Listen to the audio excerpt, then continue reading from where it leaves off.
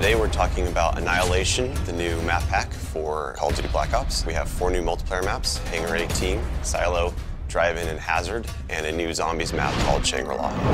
Hangar 18 is based in the highly controversial Area 51, and it has a lot of Easter eggs that play up the conspiracy theory aspect. Hangar 18 is a medium-sized map. It has a pretty classic multiplayer gameplay structure. All the paths lead through and around the hangar. It kind of caters for all game types. You've got your close quarters going through the hangar. You've also got some sniper points as well. Strategically, you want to hold down the hangar. If you can work with your teammates to really control the 4 main flow points, then you're going to dominate the map.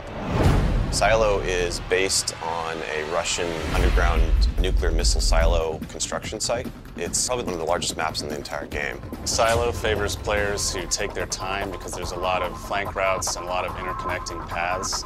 So players who are smart and use decoys and pay attention to the mini-map are going to be more successful. You can't really stick around in one place for too long because you're going to get shot from multiple angles. You really need to learn how to play the map, how the paths flow, and you need to stay on the move.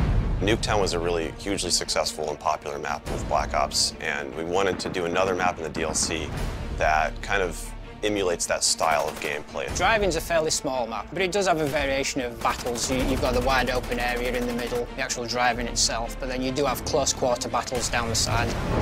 So Hazard was inspired by one of our World at War maps called Cliffside, but it's a complete reimagining of it. We've actually turned it into a golf course. It's a great level. Hazard is probably one of the only maps in the game that focuses almost exclusively on long-distance engagements, and the long-range snipers and LMG gunners and assault rifle guys are going to have an advantage. You're definitely going to want to avoid the fairway if you're not a sniper and stick to the edges of the map where there's some more intense choke points and medium-range engagements.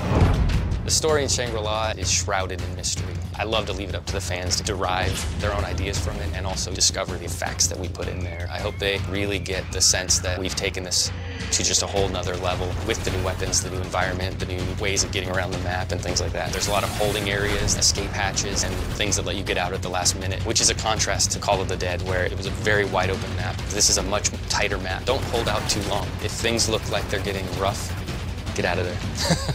It's time to go. With Annihilation, we had a goal that we really wanted to push the visuals in all the maps. Each map feels very unique from one another. They feel like the kind of maps that you just want to spend a lot of time in. Annihilation hits Xbox Live Marketplace on June 28th.